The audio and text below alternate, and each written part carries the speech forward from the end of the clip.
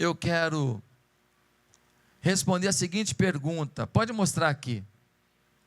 O que mais agrada a Deus? O que mais agrada a Deus? Se olharmos para a nossa tradição religiosa, nós podemos pensar que se fizermos o bem, agradaremos a Deus. Mas será que basta fazer o bem? Tem gente que não anda com Deus e que faz o bem. Tem gente que faz até mais bem que muito cristão, hein? Algumas vezes a gente acha que fazer coisas erradas é que é o problema, que se fizermos coisas boas, já vamos atingir o centro do coração de Deus. Mas hoje eu quero dizer qual é o centro do coração de Deus. De tudo de bom que você faz, isso agrada a Deus. Mas o que mais agrada a Deus? O que realmente deixa Deus assim empolgado com a sua vida? Amados, imagina que você quer agradar a Deus. Aí você fala assim: eu sei fazer um estrogonofe fera. Aí você chama Deus para almoçar com você, e você prepara aquele estrogonofe poderoso, aquele que poderia ser servido nos melhores restaurantes do mundo. Aí vamos dizer que Deus, no caso aqui eu estou fazendo uma metáfora, né? Deus fosse uma pessoa, Ele senta na mesa da sua casa, você fala: Deus, hoje eu vou te surpreender. É uma receita que a minha tataravó já fazia, foi melhorada pela minha bisavó, aperfeiçoada pela minha avó, expandida pela minha mãe e agora exponencialmente trabalhada por mim. Aí Deus fala assim: nossa, estou ansioso. Eu falei com os anjos hoje, nem vou comer nada de manhã.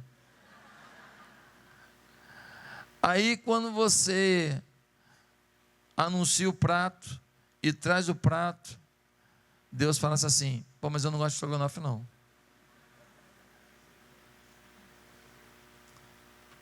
Eu não como carne. Tenho pena dos bichinhos.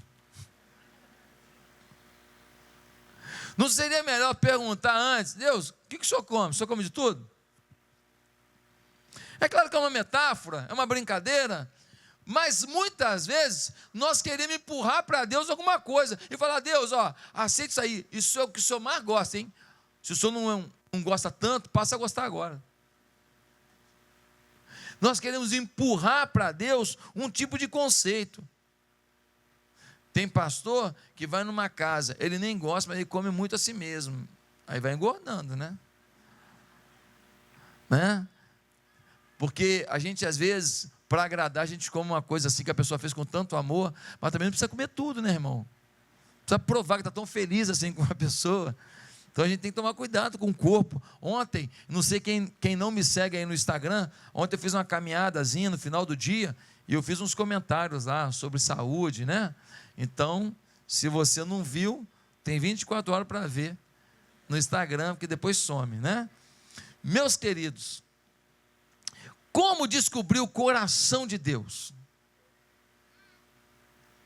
Bem, se você quer saber as coisas mais importantes para uma pessoa, normalmente dizem assim: essas foram as últimas palavras da pessoa. Não é verdade? Porque essa pessoa estava à beira da morte, e à beira da morte ela disse isso, então ela diz o que é mais importante para ela. Só que como que Deus não morre, nós não temos as últimas palavras, mas nós temos as primeiras palavras. Nas primeiras palavras, na introdução de um livro, nós dizemos o que aquele livro vai tratar. Na introdução de um livro, nós dizemos o que nós vamos defender. Na introdução de um sermão, nós defendemos qual é a tese que esse sermão vai procurar responder. Quais foram as primeiras palavras as palavras de posse de Deus junto ao homem? Quais foram as palavras que nos ajudam a entender qual é o coração de Deus? Ora, as primeiras palavras de Deus estão lá em Gênesis, capítulo 1, versículo 28. Abra sua Bíblia aí. Gênesis 1, versículo 28. Ele fez o mundo, no último dia fez o homem, e aí no versículo 28, ele vai dizer assim: Deus os abençoou e lhes disse: sejam férteis e multipliquem-se, encham e subjuguem a terra. As primeiras palavras de Deus ao homem foram: ei, queria te pedir uma coisa, seja fecundo, se multiplique e encha a terra. Isso acontece porque Deus tinha algo em mente. Ele colocou o homem no Éden. Você sabe o que quer dizer jardim do Éden? Éden significa delícias. Ele colocou o homem no jardim das delícias. Ele falou assim: ó, vou te botar num lugar gostoso, hein? Delicioso, lindo, fantástico. E lá, meu amigo, fecunde, multiplique. Pastor, mas eu pensei que o sexo foi o pecado de Adão e Eva. Negócio de comer a maçã. Não, meu querido. A ordem de Deus para Adão e Eva, antes do pecado, era: ei, sejam fecundos, se multipliquem, cresçam, encham a terra. Não é o sexo o pecado. Não é mesmo. Só que a raça humana não tinha pecado ainda. A raça humana era pura ainda. O homem foi feito no sexto dia, porque a casa estava pronta, o jardim estava pronto. O primeiro dia do homem foi o sétimo dia, e no sétimo dia Deus descansou. A primeira coisa que Deus falou para o homem é aqui, ó: relaxa aí, descansa. A primeira coisa não foi trabalho, a primeira coisa foi descanse. O primeiro dia do homem foi um dia de descanso, o sétimo dia, e ele fala para o homem aqui: eu tenho uma orientação para você, multiplique, multiplique. E quais as primeiras palavras? Para ele gerar. Por quê? Porque gerar é o coração de Deus. O coração de Deus não foi: faça, começa a fazer um jardim novo, começa a expandir o jardim, começa a fazer um chafariz, começa a fazer um criador de peixe, começa a fazer. Não! Multiplique. A coisa mais importante para mim é que você multiplique. Existem muitas maneiras de classificar as igrejas. Existem igrejas tradicionais, pentecostais, históricas. Mas uma classificação que eu gosto é igrejas em células e igrejas com programas. Uma igreja com programas, ela é trabalhadora, ela tem muita coisa, ela tem ministério de mulher, de homem, de criança, de velho, de adulto, de ancião, de careca, de gordinho, de tudo. É uma igreja ativa, ela faz tanta coisa tremenda, isso é muito bom. Mas existe uma igreja em células. A igreja em células é uma igreja em que a prioridade dela é que as pessoas convivam e se pastoreiem, se tratem, sejam amigos, monitorem, prestem contas uns às vidas dos outros. As igrejas acabam tendo um monte de gente bem intencionada, às vezes trabalhando muito, muito, muito. Mas às vezes, essas pessoas que trabalham tanto não geram ninguém, não multiplicam ninguém.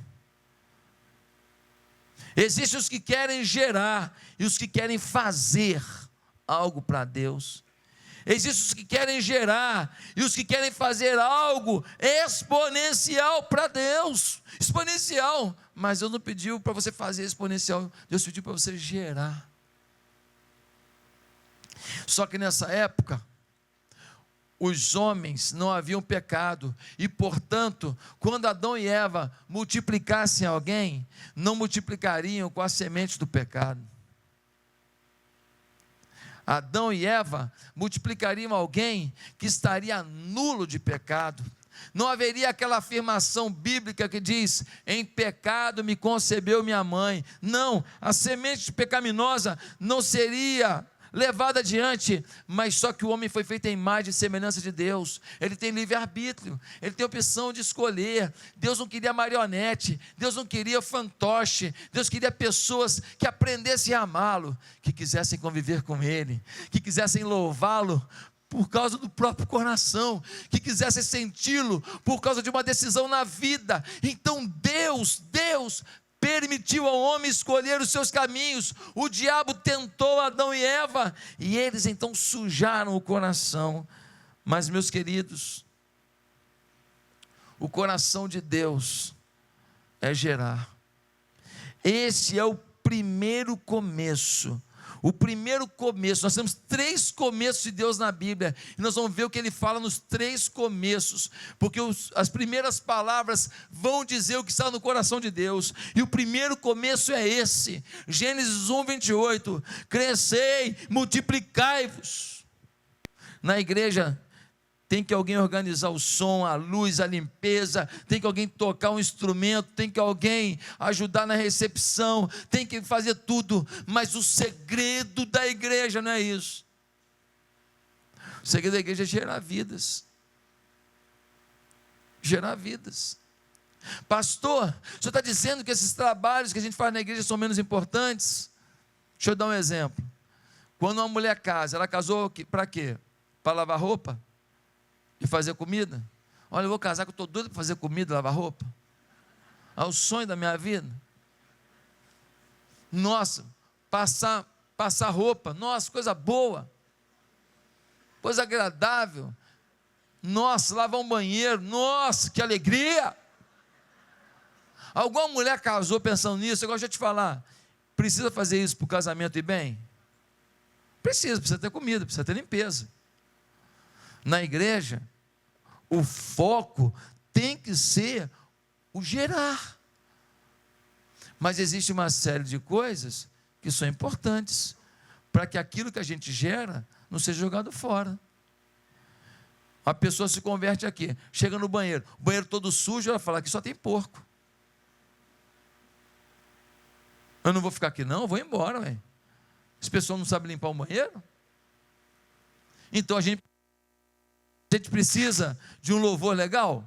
A gente precisa de um louvor legal? Precisa, por quê? Porque nos ajuda, a estar mais perto de Deus, sentir o toque de Deus, nos ajuda a nos desvencilhar das nossas dores e nos aproximar dos atos do Senhor. Então o louvor tem que ser de qualidade, um som de primeira, músicos de primeira, como nós temos aqui na igreja.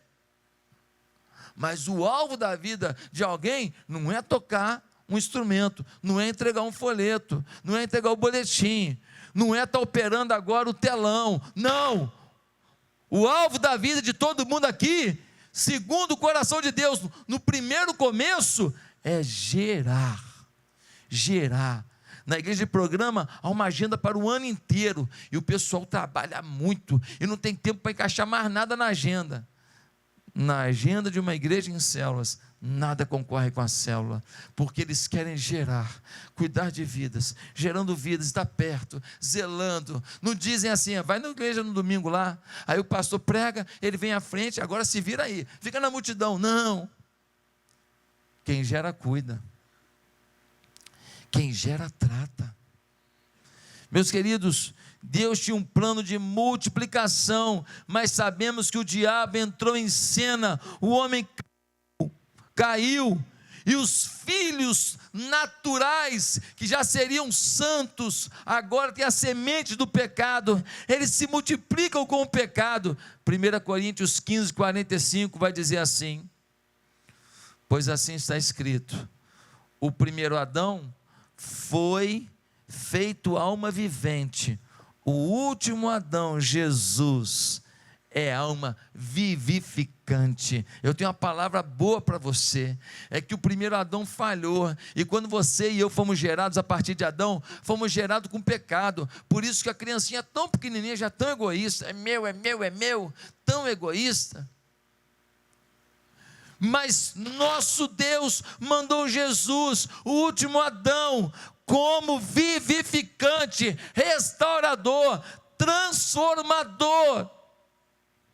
O que o texto está dizendo é que o primeiro homem é da terra, natural, o segundo homem é do céu, nasceu espiritualmente, é um homem espiritual. Jesus faz você nascer agora para uma nova realidade, não circunscrita a esse plano humano, não circunscrita às suas dores, não circunscrita às suas fragilidades, não circunscrita às suas limitações, mas alguma coisa maior do que tudo aquilo que você foi até hoje, alguma coisa que vem de Deus e entra em você e domina seus atos, suas ações, suas reações, sua fala, sua vida. Queridos irmãos, no capítulo 4 e 5, vemos gerações vivendo esse dilema entre o fazer para Deus e o gerar para Deus. O capítulo 4 e 5 de Gênesis, nós vemos as gerações de Adão e de Eva vivendo esse conflito. O que Deus mais quer? Que eu faça as coisas para Ele ou que eu gere para Ele?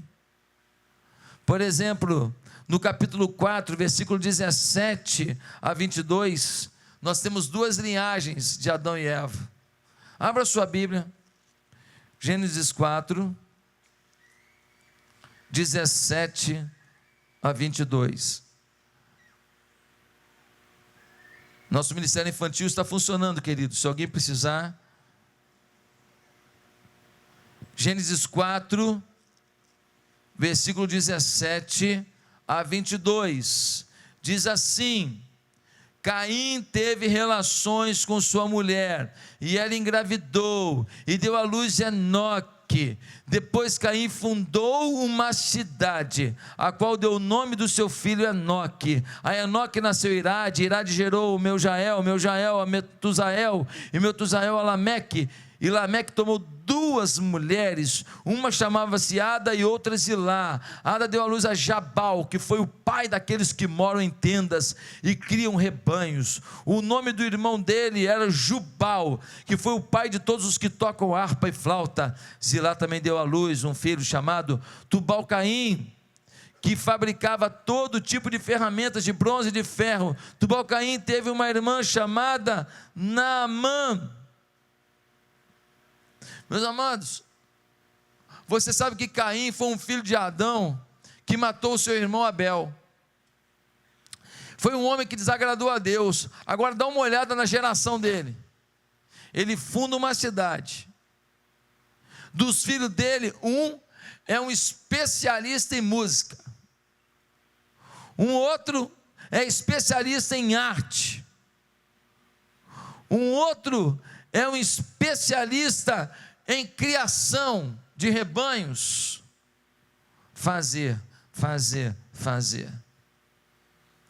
O foco da vida, da linhagem de Caim, é cheio de gente excepcional no fazer. Eles fazem coisas muito bem feitas. Jubal tocava harpa como ninguém. Coisa linda. O outro criava rebanhos como ninguém. Cada um deles faziam muito, mas uma geração que não agradou a Deus. A descendência de Caim não agradou a Deus. Versículo 16, capítulo 4 diz assim: retirou-se Caim da presença do Senhor e habitou na terra de Nod, ao oriente do Éden. O seu neto Lameque, conta a Bíblia, também matou um homem. Ele matou o irmão e o neto dele virou assassino também. A geração de Caim fazia, mas vida pouco. Meus amados, a mentalidade de Caim é de que a pessoa tem que fazer algo e não de gerar filhos para Deus. Esse neto dele que matou a pessoa se gloriou ainda de que se alguém quisesse vingar o morto, ele mesmo tomaria a vingança 70 vezes 7. É aquele cara que fala assim: eu não levo desaforo para casa, eu grito com os outros mesmo, eu falo o que eu quero mesmo, eu sou bam, bam. Vai? Onde que a arrogância vai te levar a um lugar bom? Se a própria Bíblia diz que a sua arrogância precede a sua queda. Agora dá uma olhada na linhagem de Sete. Olha o que diz o capítulo 5 sobre os descendentes de Sete. Capítulo 5 de Gênesis, versículo 4. Nós vemos assim: depois que gerou Sete, Adão viveu 800 anos e gerou outros filhos e filhas. Adão, depois da queda, depois de ver as besteiras que fez, ele tem muitos filhos e filhas, não apenas Caim e Sete. E Sete agora, ele começa a ter uma oportunidade de viver um novo tempo. Agora dá uma olhada no versículo 26. Capítulo 4, versículo 26. E a Sete também nasceu um filho, e chamou o seu nome Enos. Então se começou a invocar o nome do Senhor. Enquanto Caim fazia e desagradava a Deus, gerou. A Bíblia só fala que ele gerou, não fala do que ele fez, só fala que ele gerou Enos, e eles invocaram o Senhor. Será que ele não trabalhava? Trabalhava. Será que ele não fazia nada? Fazia. Mas a Bíblia não se detém nisso, porque o mais importante é que ele gerou alguém que invocava a Deus. O mais importante não é que ele gerou um bom jogador de futebol, ou um bom advogado, ou um bom engenheiro, ou um bom filósofo, não. O foco é que Sete gerou alguém que invocava a Deus. E em Lucas capítulo 3, versículo 38, você vai ler que da descendência de Sete veio Jesus. Foi da descendência de quem gerou que veio Jesus. Não foi de quem fez. Pastor, mas Noé veio de Sete. E ele fez alguma coisa, fez mesmo, fez a arca. Você tem razão. Ele passou mais de 100 anos construindo uma arca. É verdade. Mas para quê? Para salvar a vida de quem ele gerou. Ele fez uma arca que Deus mandou e botou quem dentro da arca? Os casais de animais e seus filhos, com as suas esposas. Este foi o retrato da igreja. A igreja faz as arcas para proteger os filhos. Faz o ministério infantil, faz o ministério de jovens, faz a recepção, faz o trabalho do louvor. Tudo isso é muito importante, demais e demais de importante. Por quê? Porque ajuda a cuidar, só não é a essência. Se alguém faz isso, mas não gera, ele não agrada a Deus. Se alguém vem para cá, entrega um boletim, dá um carinho na pessoa da porta, bem-vindo, isso é maravilhoso, isso é fundamental. Esse abraço pode determinar a salvação de alguém, mas só que se ele acha que já cumpriu o que tinha que fazer, já estou de bem com Deus, eu trabalho uma vez por semana na recepção e eu já fiz tudo. Não, aonde você for, sua missão é gerar. Qual é o segundo começo que nós temos na Bíblia? É a partir de Noé.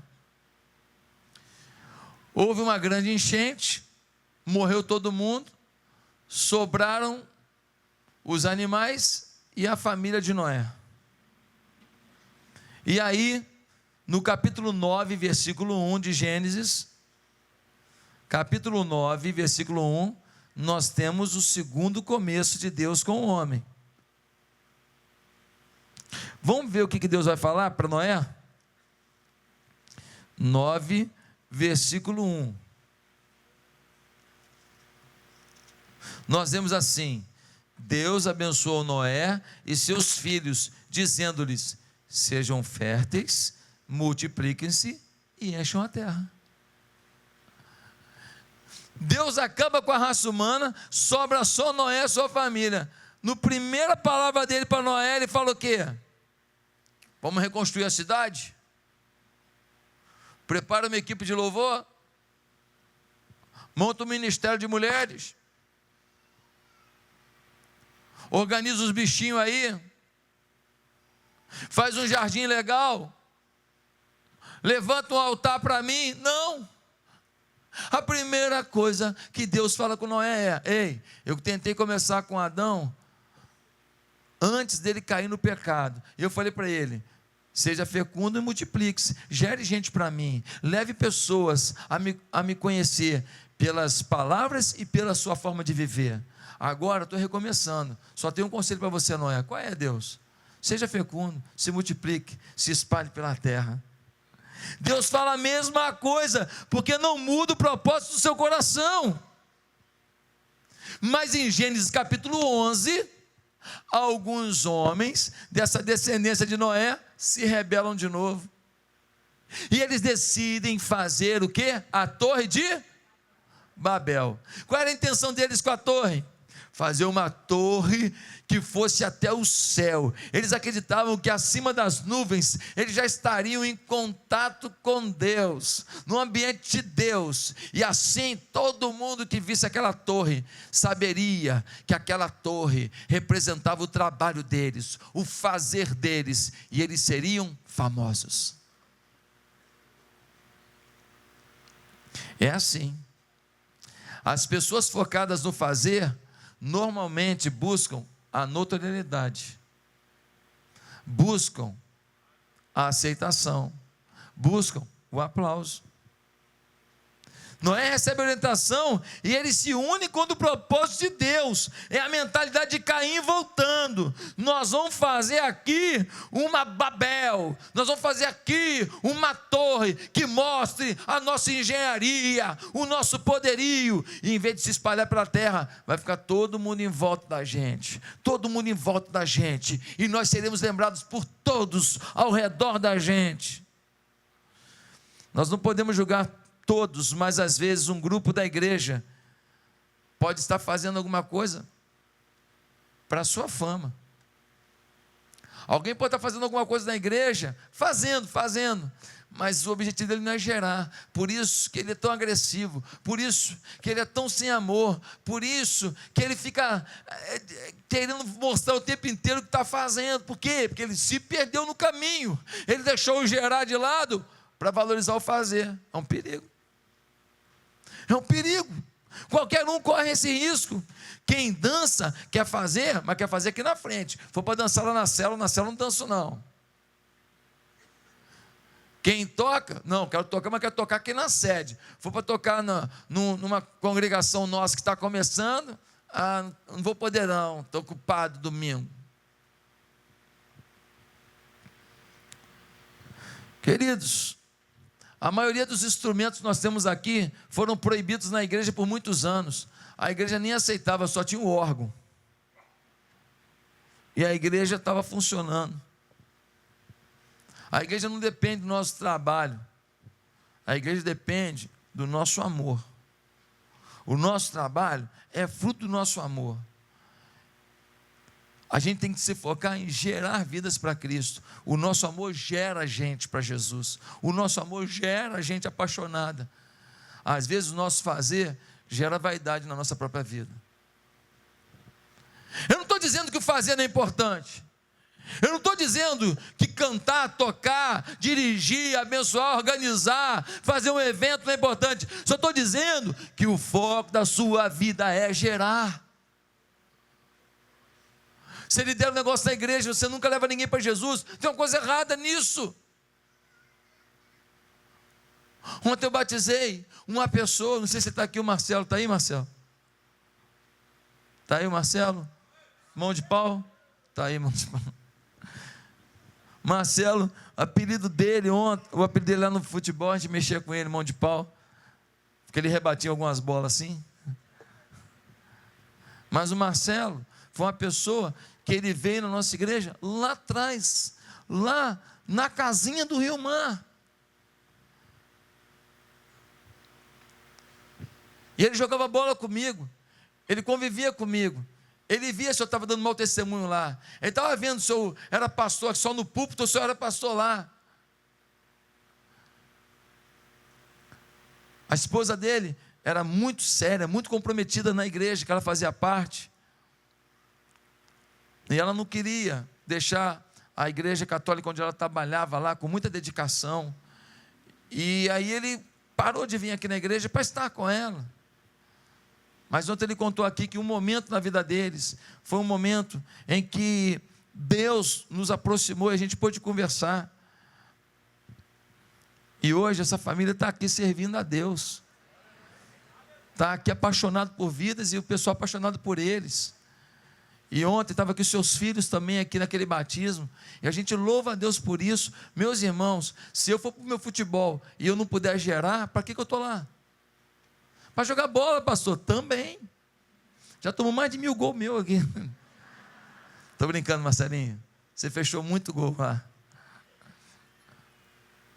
Aonde você vai fazer academia? Vai fazer o que lá? Eu vou lá malhar. Não, você vai lá gerar. Você até exercita o bíceps, o tríceps. Enquanto você está lá na academia, até pode fazer isso também, mas aqui, você está lá para gerar. Trabalha onde? Trabalha na padaria. Faz o que lá? Faço pão, pastor. Não, você tem que gerar. Fazer pão é um detalhe. Por acaso, na padaria, você até faz pão lá. Você até faz pão, só que enquanto você mistura lá a farinha de trigo, você está fazendo um pão, você testemunha.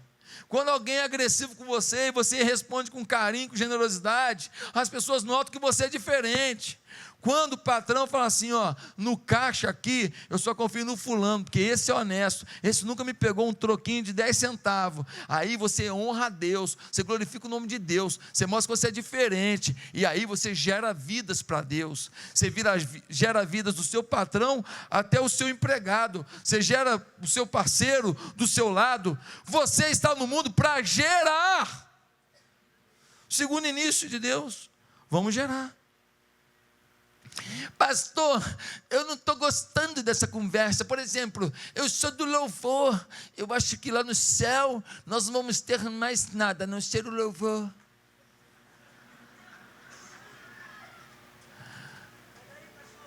Deixa eu te falar uma coisa aqui.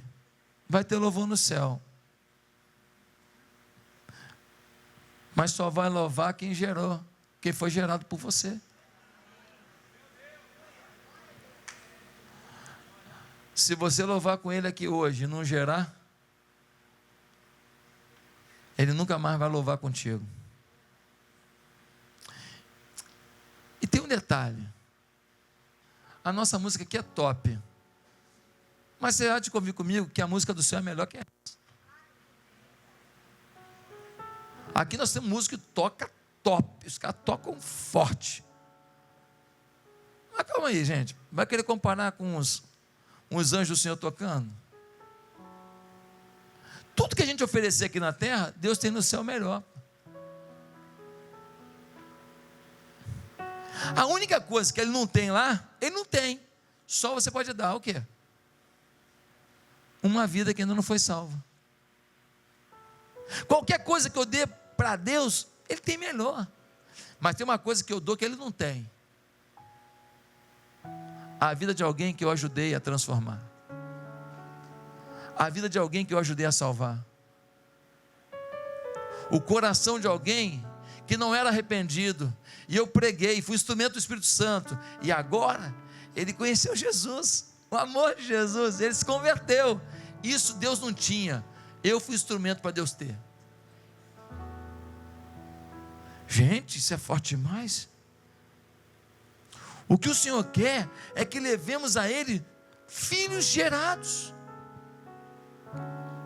A igreja primitiva provavelmente nem cantava nos cultos, porque eles se reuniam escondidos, eles eram perseguidos, eles não podiam nem cantar. nem por isso deixava de gerar. A mentalidade de muitas igrejas acaba sendo fazer. E é um monte de reunião, um monte de festa, um monte de evento, um monte de coisa. Nós fazemos aqui também. Há de convir que numa igreja com 8.000 pessoas, nós temos que fazer, e vamos fazer muita coisa mesmo, porque é muita gente trabalhando, mas o foco da igreja é viver Deus, é sentir Deus, é se apaixonar por Deus, é sentir o Espírito Santo de Deus, e dessa forma levar as pessoas do mundo a compreenderem que eles não são obra do acaso, que eles não são um zigoto que venceu a fase primitiva e virou um ser. Não! Cada um de nós é um projeto de Deus. Pastor, pena que o senhor falou isso para mim só agora, eu já estou com 80 anos. Poxa, queria ter escutado que eu era um projeto de Deus com 15, com 20. Eu ia dedicar minha vida a Deus. Eu queria te falar uma coisa, você tem 80? Tenho. Chama a família inteira para uma reunião. Ora como você nunca orou na sua vida. Chama os filhos, os netos, as namoradas dos netos, os filhos dos filhos. Chama todo mundo e fala para eles onde você errou. E fala para eles que você não queria partir desse mundo, e você sabe que você vai partir, não vai demorar tanto. Chegar a 100 anos não é para qualquer um, é uma raridade. Com boa vontade você tem mais 20 anos, com boa vontade demais. Vamos ser realistas. Diga para eles que nesses últimos 5, 10, 15, 20 anos, o que Deus te der, que você quer viver para a glória de Deus, e que você crê num Deus que pega um homem com 80 e faz milagre, porque um dia o Senhor já fez com Moisés, que tinha 80 quando começou o seu ministério. Aleluia! Ele tinha 80 quando ele liderou milhões de pessoas. Deus não te aposentou. Esse foi o segundo começo. Tem igreja que qualquer coisa que as pessoas gostam vira ministério. Pastor, só sei surfar, pronto, ministério do surfista. Pastor, só sei costurar, ministério da costura. Pastor, adoro andar de jipe, ministério do jipe ambulante. E as pessoas preparam e se esforçam e tudo para ter aquele passeio de jipe ou aquele negócio de surf, e trabalham e daí isso e faz prancha e não sei o que, e não ganha ninguém para Jesus. Ei, ministério que não ganha ninguém para Jesus, acaba com ele, faz um favor para você mesmo. A recepção ganha gente para Jesus, o louvor ganha gente para Jesus.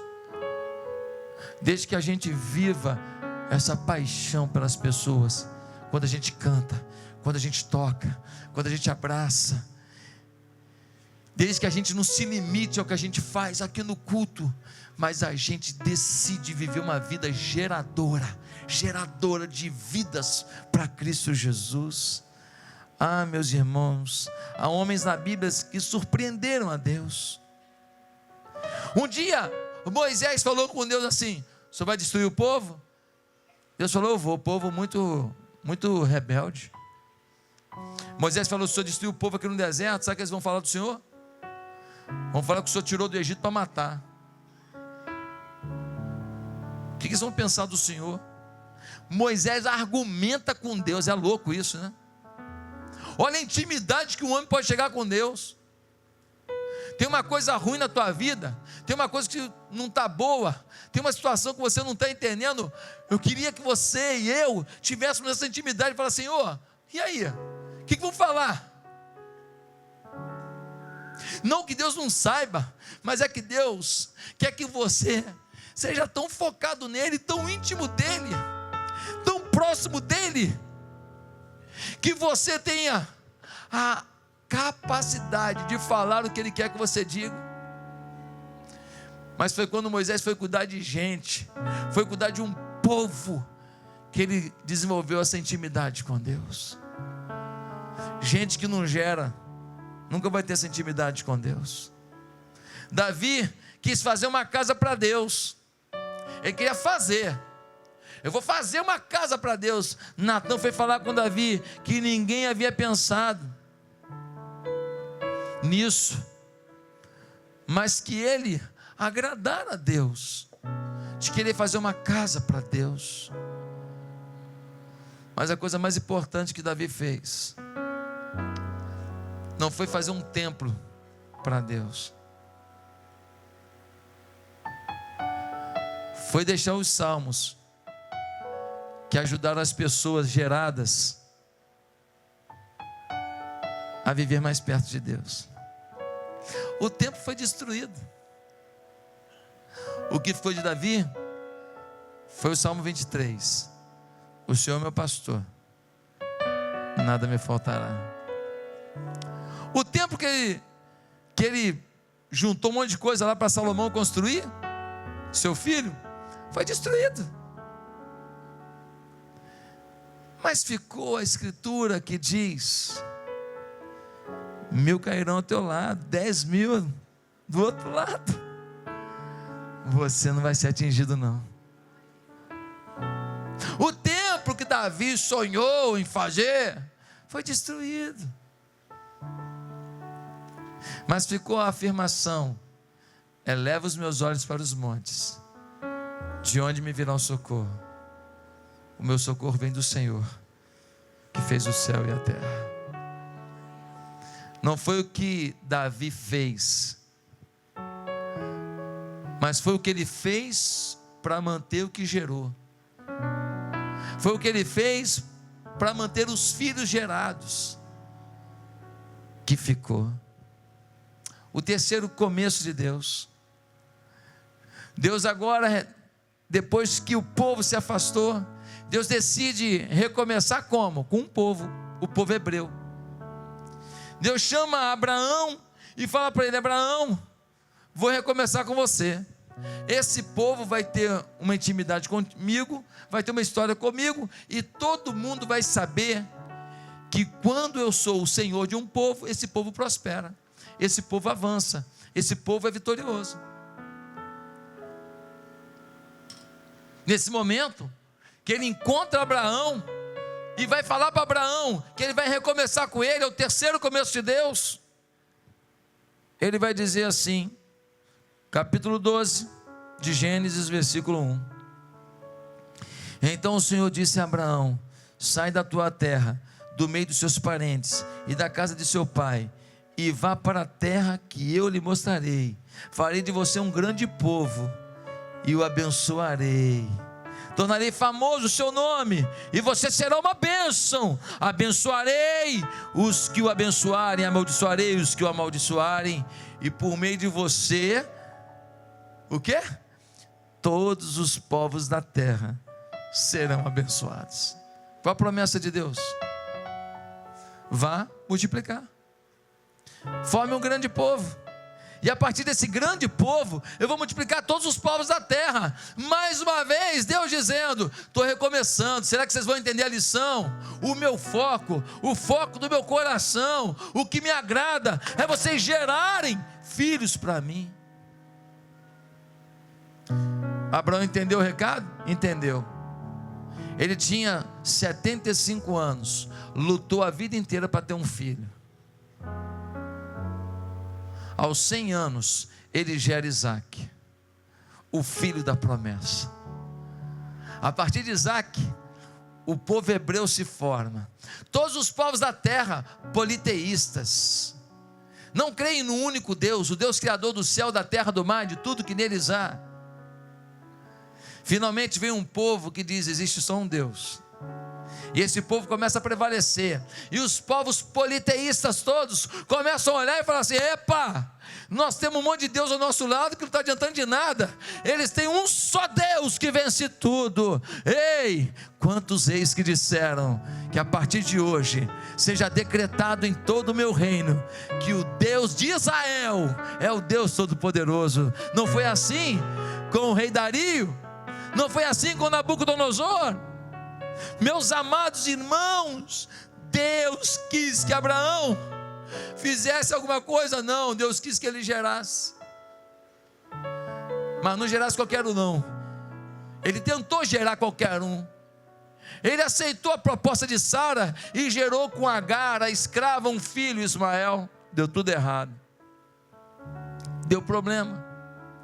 Deus queria que ele gerasse dentro dos planos de Deus, com Sara, a mulher escolhida por Deus. Deus mandou Abraão fazer o que ele não dava conta. Ele tinha 75 anos e nada de engravidar Sara. Deus mandou ele fazer uma coisa que sozinho ele não poderia fazer. Ei, gerar uma vida depende do Espírito Santo. Gerar alguém para Cristo não é uma obra que você faz porque você é bonzinho, porque você fala bem. É coisa de Deus. A única coisa que Abraão fez na vida foi Isaac. Ah, mas ele lutou, ele foi lá e pegou as coisas do sobrinho dele Ló, que foram roubadas. Ele fez algumas coisas, sim, mas o que ele fez de concreto foi gerar um filho. Meus amados irmãos, quando Jesus veio, ele construiu alguma coisa? Ele construiu uma igreja? Ele fez um palácio? Qual a engenharia que ele fez? Nenhuma. A única coisa que ele fez foi gerar 12 homens, cuidar desses caras com toda dedicação. E esses homens transformaram o mundo pelo poder geracional de Jesus. Meus queridos, o centro do coração de Deus, o que mais agrada a Deus, é um filho que você gera. Não é nenhuma oferta que você dá no altar do Senhor, é importante. Não é nem o dízimo que você entrega, é importante. O que mais agrada o coração de Deus é você evangelizar, fecundar, evangelizar.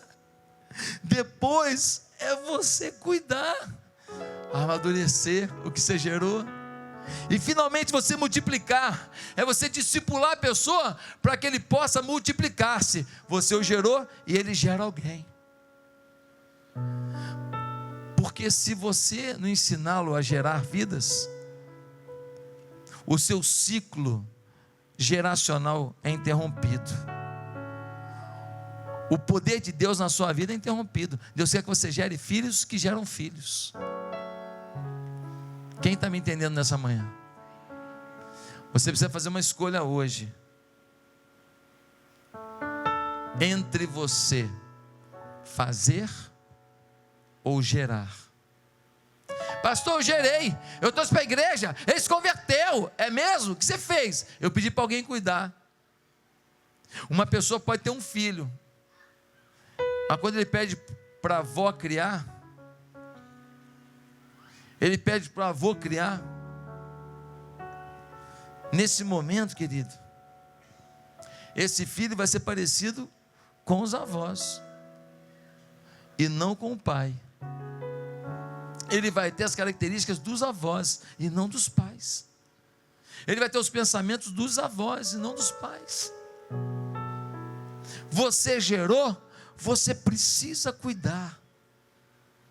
Você precisa fomentar a fé nesse coração.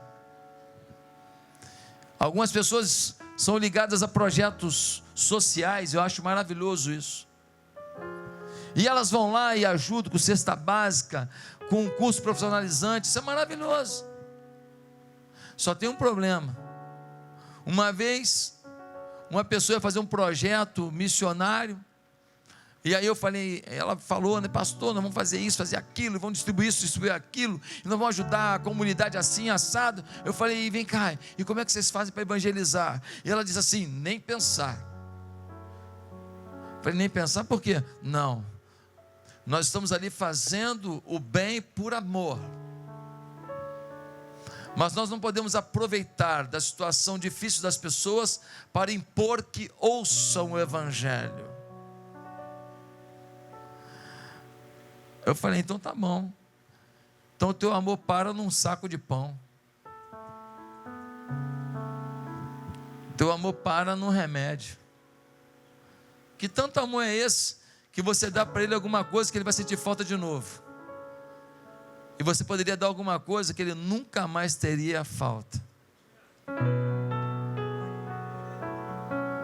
Eu vou dar o saco de pão e vou dar o pão da vida.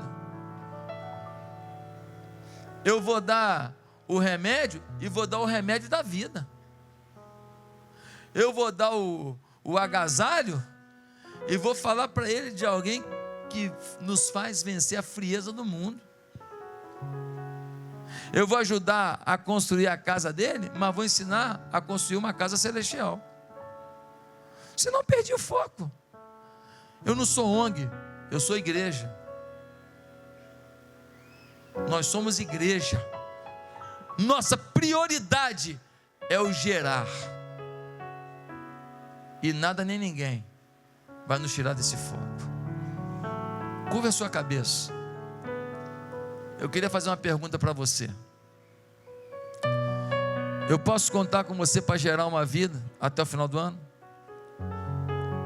Quem que você pode gerar? Quem que convive com você que você não está falando de Jesus? Seu porteiro, seu motorista, seu segurança, sua manicure, seu médico, seu funcionário, seu auxiliar, sua secretária. Você acha que você convive com essas pessoas para quê? Para trabalhar? Não, você convive com elas porque Deus tinha um plano de gerar.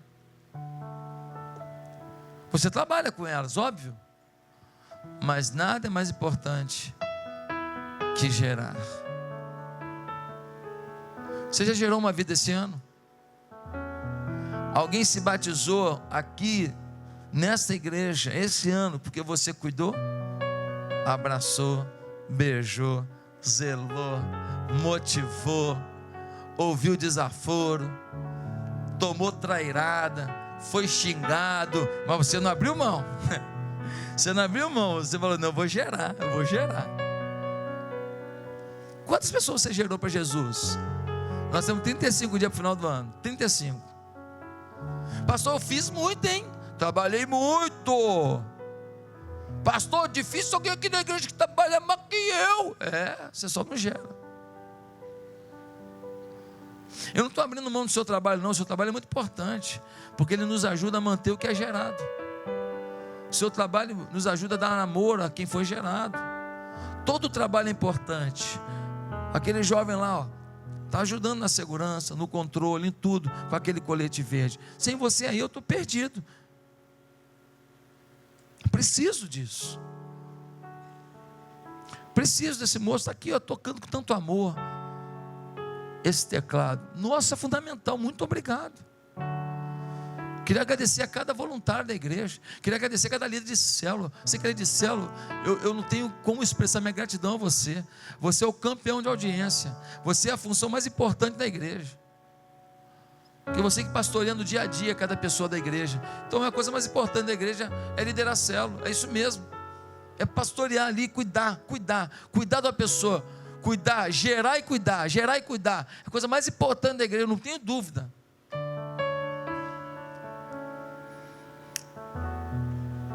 Mas a minha pergunta é se você hoje quer pedir a Deus uma unção para gerar filhos para Deus. Tem muita gente que está pedindo um avivamento. Deus manda avivamento.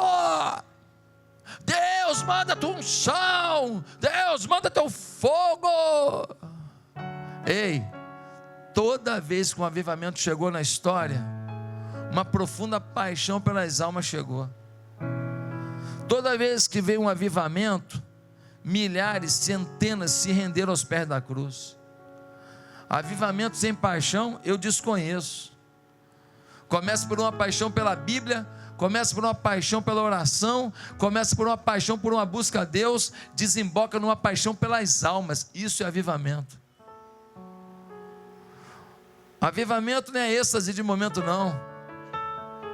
Avivamento não é um culto mais barulhento, não, meu filho. Avivamento é a paixão louca por Deus, e a partir de Deus, a paixão louca pelas pessoas. Se nós queremos o avivamento, busquemos a Deus, leia a Bíblia todo dia, ore todo dia, jejue, clame ao Senhor, peça a Deus para alimentar a tua vida, encher a tua vida, peça para Deus para você sentir o toque da fé, peça para Deus para você viver algum sonho com Deus, e depois saia gerando vidas para Jesus, falando de Jesus, anunciando Jesus, declarando Jesus, porque na porta do lado da sua, no andar embaixo do seu, na vila que você mora, na casa do lado, tem alguém desesperado. Tem alguém querendo morrer. Tem um casamento que está por um fio. Tem uma pessoa querendo tirar a própria vida. Tem alguém se afundando nas bebidas, alguns nas drogas. Tem alguém que está viciado em poder. Não ouve ninguém, pensa que manda no mundo, pensa que manda em Deus. O seu egocentrismo está matando a sua vida, e você não foi lá socorrer.